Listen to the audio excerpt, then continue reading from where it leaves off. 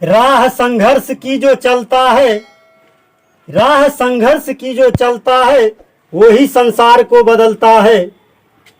राह संघर्ष की जो चलता है वही संसार को बदलता है। जिसने रातों से जंग जीती है सो सूर्य बनकर। हेलो दोस्तों, आज स्वागत है आपका फिर से अपना YouTube चैनल लक्ष्य बिंदु पर। तो दोस्तों, आज आप लोग को पढ़ाने जा रहे हैं साइंस में कंपटीशन कैप्सूल पार्ट 2। अगर पिछला वीडियो पार्ट 1 आप नहीं देखे हैं तो प्लेलिस्ट बना हुआ है, आप देख सकते हैं।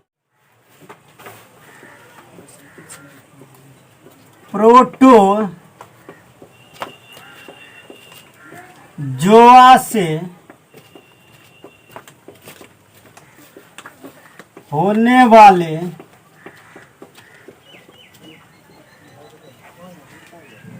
रोग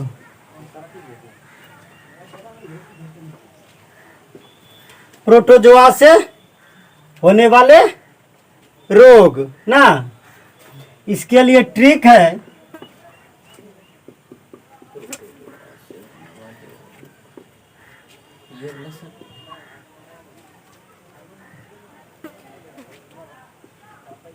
पापा काम पे सोते हैं। पापा काम पे सोते हैं। ट्रिक क्या है? पापा काम पे सोते हैं। पास से हो गया पायरिया, रिया। का से हो गया कालाजार। मौ से हो गया मलेरिया।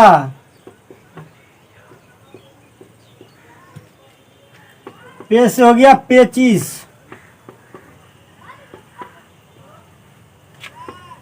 सोते से हो गया सोना यानी निंद्रा रोग।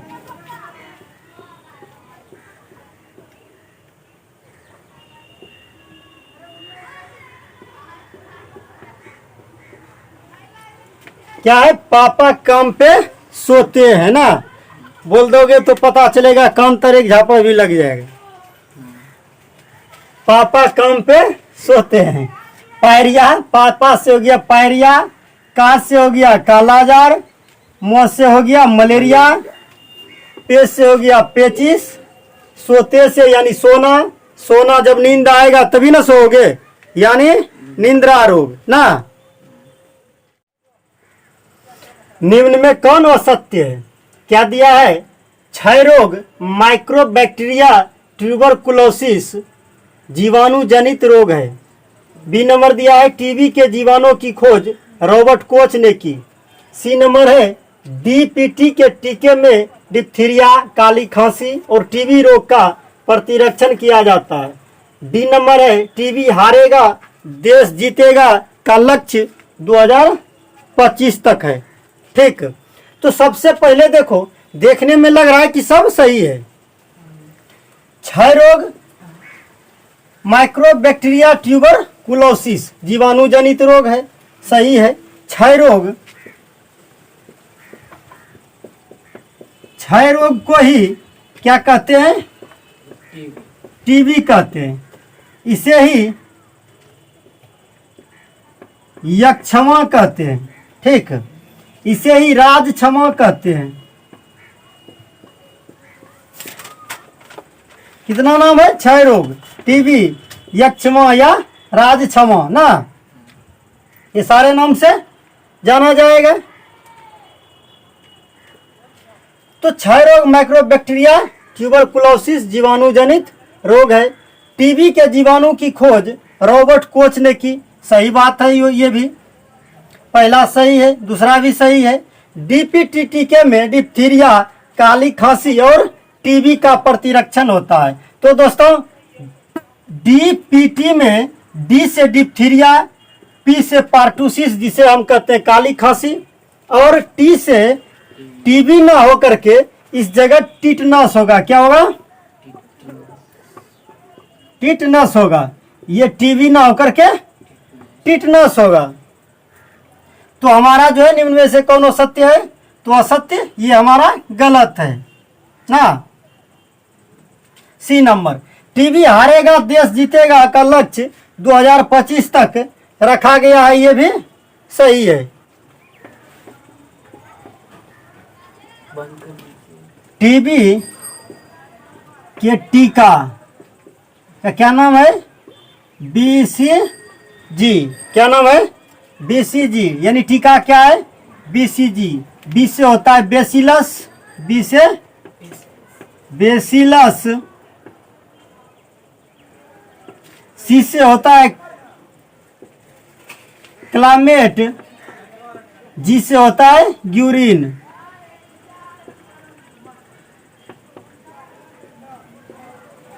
बेसिलस क्लामेट ग्यूरिन, BCG का फुल फॉर्म ना। इस टीका का खोज रॉबर्ट कोच ने किया। किसने किया? रॉबर्ट कोच ने खोज इस टीका का, BCG का किसने किया? रॉबर्ट कोच ने। 24 मार्च को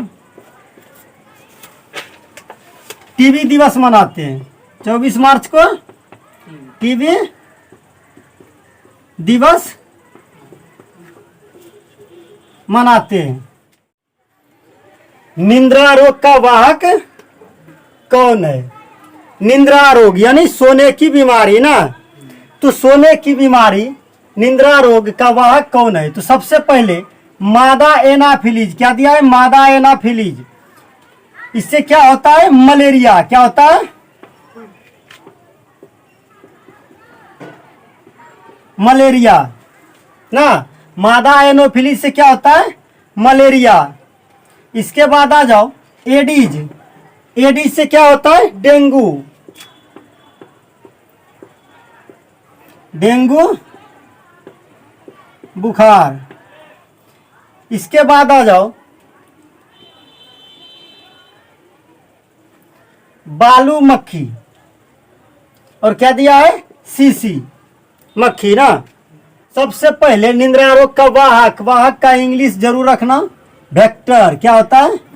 वेक्टर। इंग्लिश वेक्टर यानी वाहक। ये होता है कि किससे फैलता है। और एक होता है पैथोजन। क्या होता है? पैथोजन। ये क्या करता है? उसको पहुंचाता है। कहने के वाहक ढोना ना। ये होगा ढोने वाला। ये होगा ये रोग कारक। क्या होगा? ये रोग कारक जिसे हम पैथोजन कहेंगे। ये वेक्टर है यानी वाहक। तो मादा एनाफिलीज मलेरिया का हो गया ना। मलेरिया जो है फैलता है किसे? मादा एनाफिलीज से। एडीज मच्छर यानी डेंगू बुखार ना। इसके बाद आ जाओ बालू मक्खी। तो बचपन में बालू में खेलता होगा ना। तो गार्जियन क्या बोलता था? बालू में मत खेलना।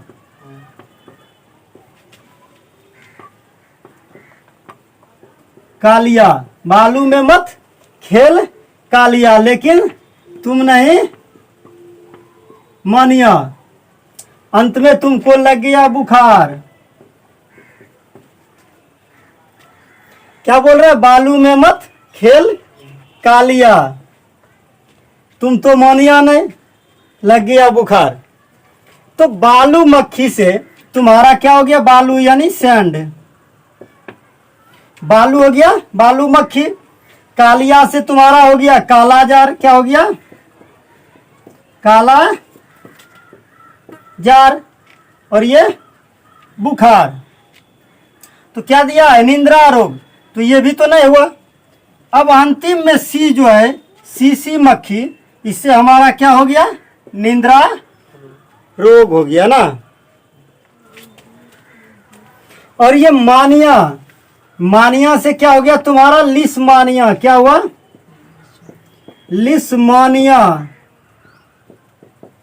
लिस्मानिया डोनावानी यानी लिस्मानिया। तो रोग कारक जो है, रोग कारक पूछेगा तो क्या हो गया? लिस्मानिया डोनावानी। डोना वानी, यानी बालू में मत खेल, कालिया, कालिया से कालाजार हो गया, मानिया से तुम्हारा लिस्मानिया डोनावानी हो गया, यानी रोग का कारक तुम्हारा क्या हो गया, लिस्मानिया डोनावानी। और ये बुखार यानी कालाजार बुखार ना। और तुम्हारा आंसर निंद्रा रोग का वाहक कौन होगा, सीसी मक्खी। काली मौत किस बीमारी को कहा जाता है ना, पहला है काली खांसी, दूसरा है हैजा, तीसरा है निमोनिया, चौथा है प्लेग। तो सबसे पहले एक जीवाणु का नाम है पास्चुरेला पेस्टिज। क्या है, ये जीवाणु है पास्चुरेला पेस्टिज। रोग कारक, रोग कारक पास्चुरेला पेस्टिज। और ये फैलता कैसे है, तो सबसे पहले देखो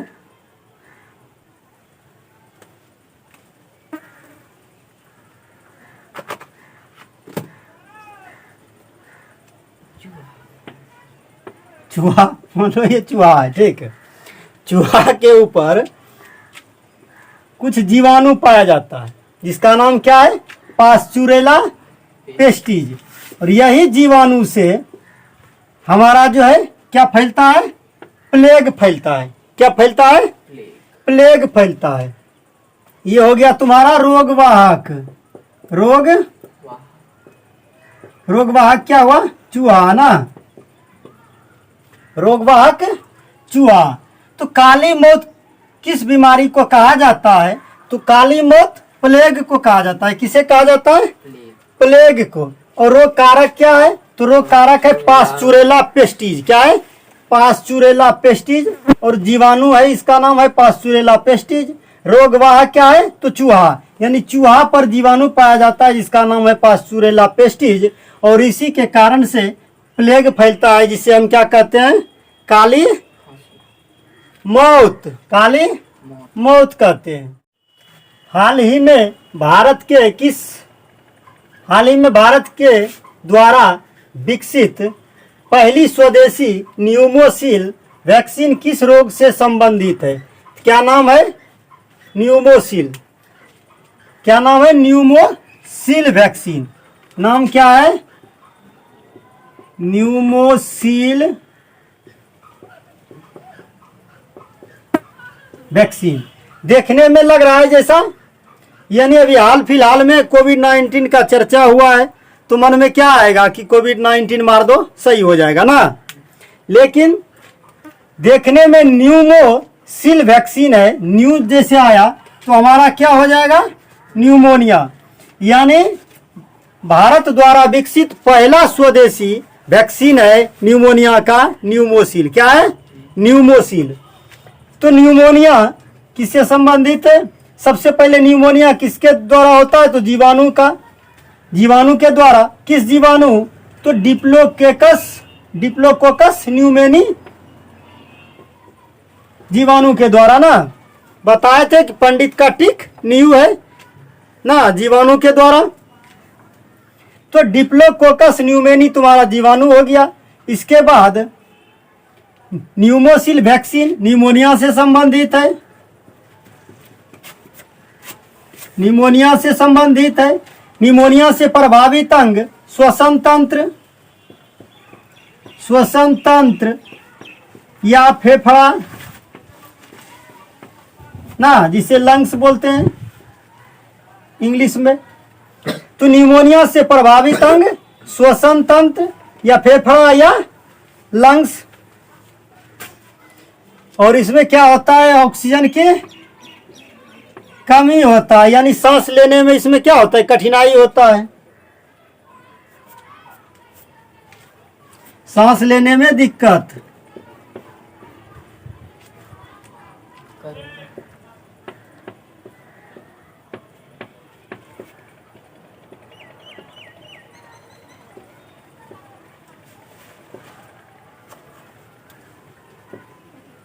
सांस लेने में दिक्कत, O2 की कमी से, O2 यानी ऑक्सीजन की कमी हो जाता है, कमी से नहीं, ऑक्सीजन की कमी हो जाता है। इस बीमारी में क्या होता है, ऑक्सीजन की कमी हो जाता है, सांस लेने में तकलीफ होता है। न्यूमोनिया। डिप्थीरिया, डिप्थीरिया, ठीक। डिप्थीरिया में क्या होता है कि इसमें भी प्रभावित अंग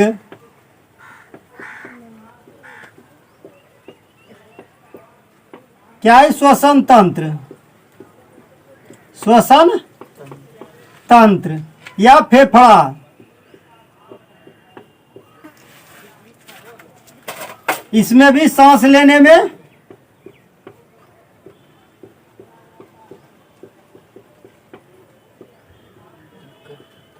दिक्कत होता है, सांस लेने में दिक्कत होता है।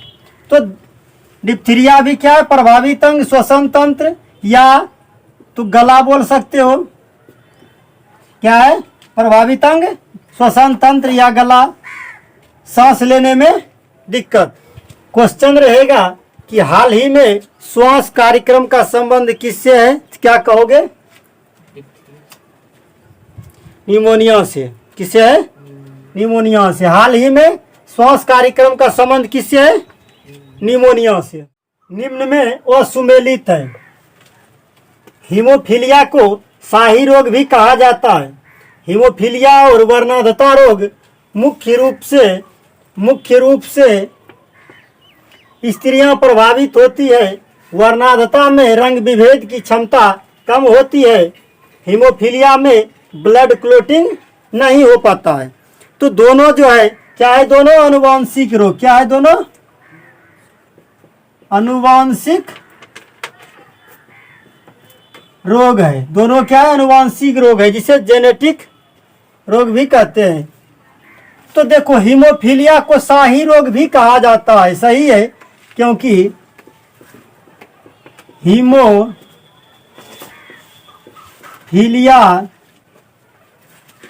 या शाही रोग सबसे पहले किसको हुआ था? ब्रिटेन की महारानी को। ब्रिटेन की महारानी को सबसे पहले हुआ ना, इसीलिए इसे शाही रोग भी कहते हैं। हीमोफीलिया या शाही रोग। इसमें क्या होता है कि ब्लड जिस जगह, मान लिया जाए हम इस जगह काट लेंगे तो वो ब्लड जमेगा नहीं, बहते रह जाएगा ना, यानी ब्लड क्लोटिंग नहीं हो पाता। हीमोफीलिया में ब्लड क्लोटिंग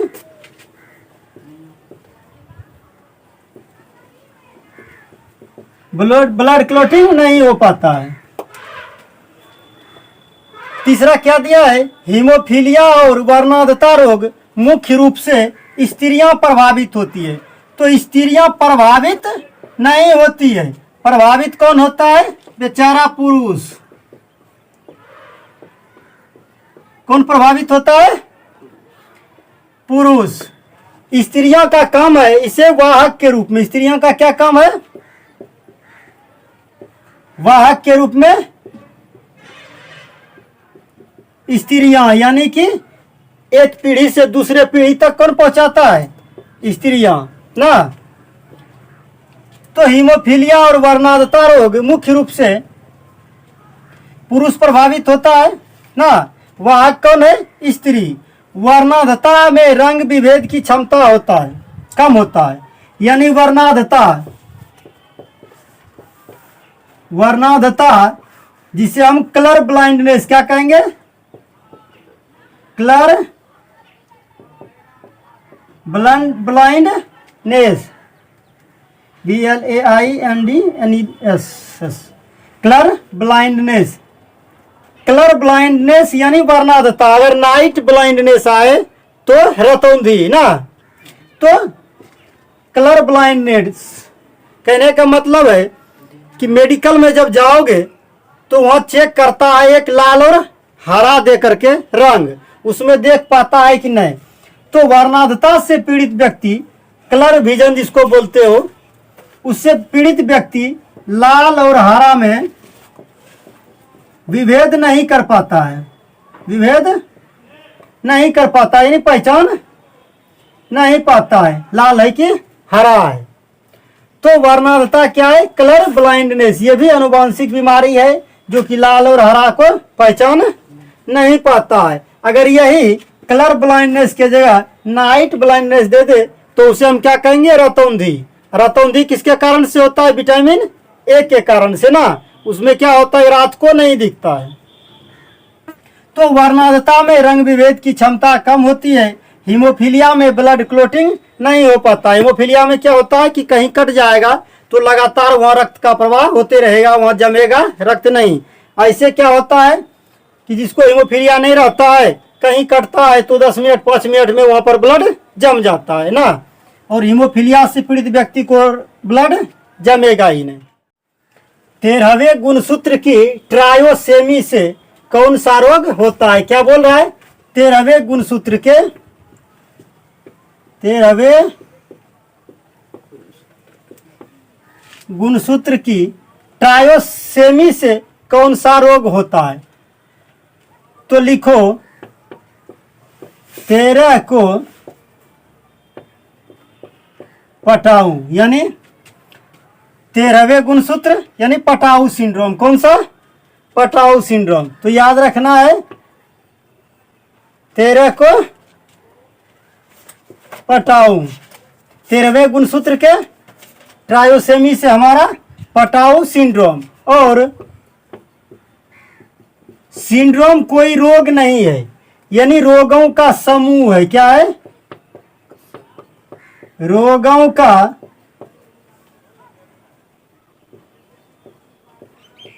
का समूह है। सिंड्रोम हम क्या समझेंगे कि रोगों का समूह, यानी ढेर सारा रोग ना को हम क्या कहेंगे? रोगों का समूह, सिंड्रोम।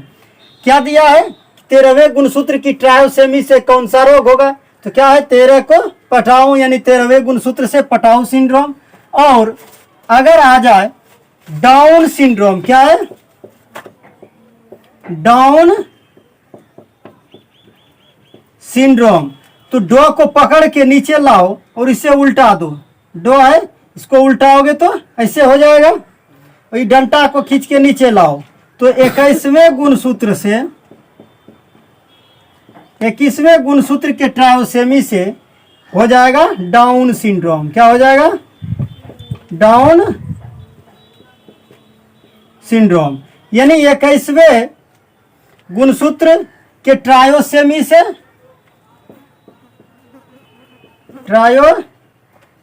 से कौन सा हो जाएगा? Down syndrome. और 13वें गुणसूत्र के ट्रायोसेमी से पटाऊ सिंड्रोम। कैंसर के अध्ययन को कहा जाता है ना, कैंसर के अध्ययन को कहा जाता है। तो 1 नंबर है ओंकोलॉजी, बी नंबर है ओडोंटोलॉजी, सी नंबर है एनाटोमी, डी नंबर है ऑस्टियोलॉजी। तो सबसे पहले देखो, ऑस्टियो मतलब होता है हड्डी। क्या होता है? हड्डी या अस्थि। ठीक है। लॉजी यानी स्टडी, STUDY, स्टडी यानी अध्ययन। ठीक है। तो ऑस्टियोलॉजी यानी अधिक हड्डी का अध्ययन ना। इसके बाद दिया है ओडेंटोलॉजी, ODANTOLOGY, ओडेंटो। तो डेंटो से हो गया दंत ना, तो ये क्या होगा? दांतों का अध्ययन। दांतों का अध्ययन। इसके बाद आ जाओ ओस्टियो हो गया, ओडेंटो हो गया। इसके बाद आ जाओ ओनको, ONCHO, ओनको यानी एक माउस चूहा का नाम था जिसके ऊपर सबसे पहले कैंसर का रिसर्च किया गया था। ठीक है। जिसके ऊपर पहले कैंसर का रिसर्च किया गया। तो कैंसर और एनाटोमी यानी सबसे पहले देखो ओस्टियो हड्डी हो गया, तो ओस्टियो से मिल जाएगा क्या हो जाएगा? हड्डी विज्ञान से संबंधित यानी हड्डी रोग विशेषज्ञ ओस्टियोलॉजी ना। इसके बाद ओडेंटोलॉजी यानी दांतों का अध्ययन।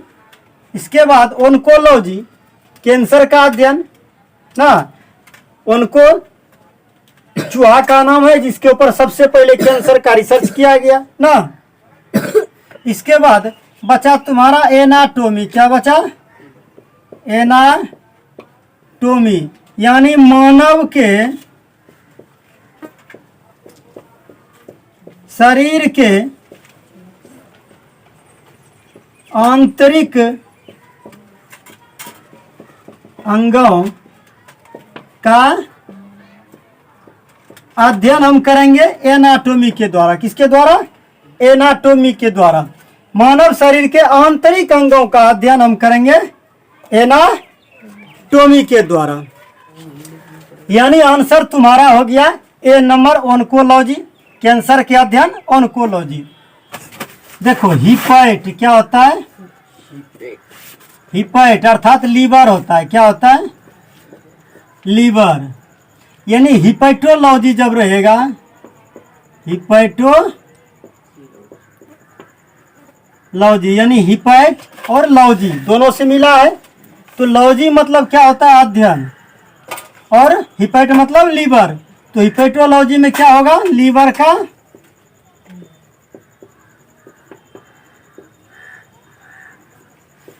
लीवर का अध्ययन यानी हिपैटोलॉजी। वैसे ऑर्निथोलॉजी ऑर्निथो मतलब पक्षी,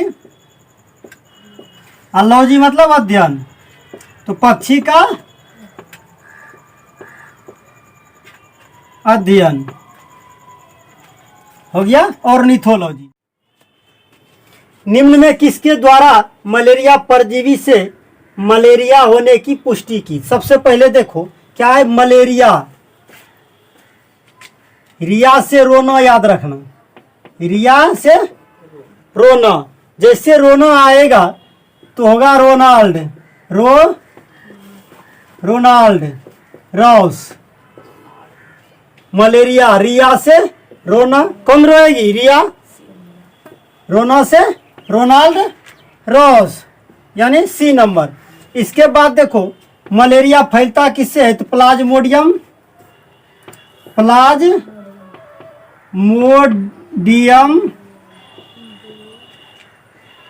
परजीवी से ना, प्लाज्मोडियम परजीवी से। इसके बाद मलेरिया का वाहक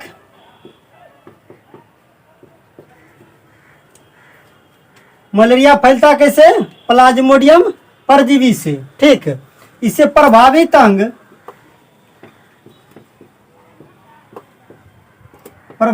कौन सा होगा? तो आरबीसी या प्लीहा इसी को बोलते हैं। ठीक, प्लीहा जिसे कि ब्लड बैंक कहते हैं। क्या कहते हैं? ब्लड बैंक कहते हैं प्लीहा, या स्प्लीन SPLEE यानी स्प्लीन, या इसी को तिल्ली भी बोलते हैं कहीं कहीं। ठीक, तो प्रभावित अंग कौन सा है? आरबीसी रेड ब्लड सेल, प्लीहा ब्लड बैंक जिसे बोलते हैं, स्प्लीन या तिल्ली। प्रभावित अंग रोनाल्ड रॉस। आंसर इसका क्या हो गया? Ronald Ross. 25 अप्रैल को मलेरिया दिवस मनाते हैं। मलेरिया 25 अप्रैल को मलेरिया दिवस मनाते हैं। 2030 तक मलेरिया का उन्मूलन हो जाएगा। क्या हो जाएगा? मलेरिया का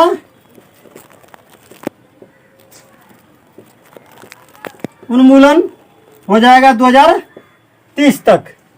और मलेरिया का दवा पूछेगा तो मलेरिया की दवा का क्या नाम है? कुनैन। क्या नाम है? कुनैन। कहाँ से मिलता है? तो सिनकोना की छाल से। सिनकोना नाम की वृक्ष है, सिनकोना नाम की वृक्ष के छाल से। उल्लन क्या लिखा? उन्मूलन, उन्मूलन यानी कि इसका खत्म करने का। क्या हो गया, 2023 तक मलेरिया उन्मूलन का लक्ष्य रखा गया है, यानी 2030 तक इसको खत्म कर देगा। मलेरिया की दवा का क्या नाम है, कुनैन। क्या नाम है, कुनैन। कहाँ से मिलता है, तो सिनकोना की छाल से। सिनकोना एक वृक्ष का नाम है जिसका की छाल से मलेरिया की दवा कुनैन बनता है। और मलेरिया दिवस कब मनाते हैं, तो 25 अप्रैल को। इसके बाद आ जाओ लुवेनहक, ये जीवित कोशिका की खोज किया था ना, जीवित कोशिका का खोज किया था लुवेनहक ने। रॉबर्ट कोच टीबी के टीका खोजा रॉबर्ट कोच ने। Louis Pasteur, Louis Pasteur, Louis Pasteur. तो लू पकड़ो और पा पकड़ो, ठीक। तो क्या हो गया, इसको उल्टा दो, क्या लिखाएगा, पालू ना।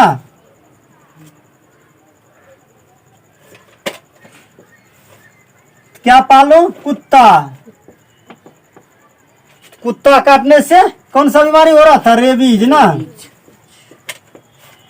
रेबीज का टीका, रेबीज का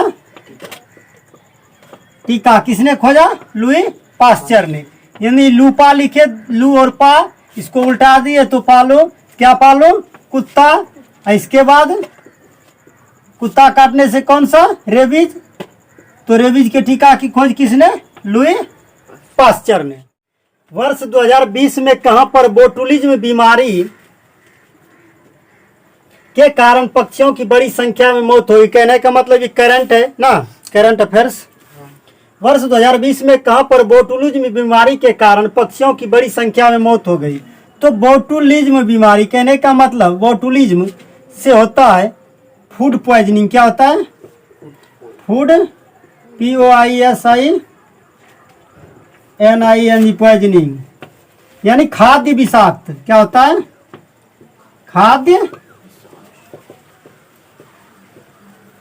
खाद्य विषाक्त, यानी जहरीला खाना से मांस, जहरीला मांस, जहरीले मांस खाने से, जहरीले मांस खाने से क्या हो गया, बोटुलिज्म बीमारी हुआ ना।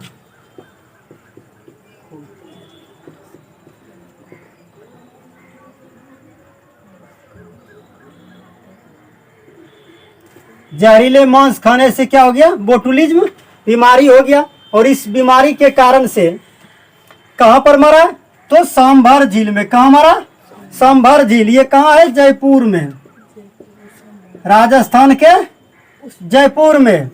सांभर झील में पक्षियों की बड़ी संख्या में मौत हो गई।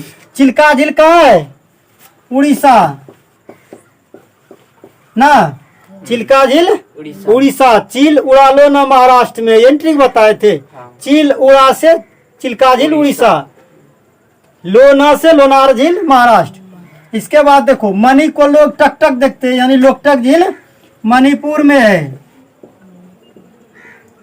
मणिपुर में। और यही झील में है तैरता हुआ पार्क। क्या है, तैरता हुआ पार्क,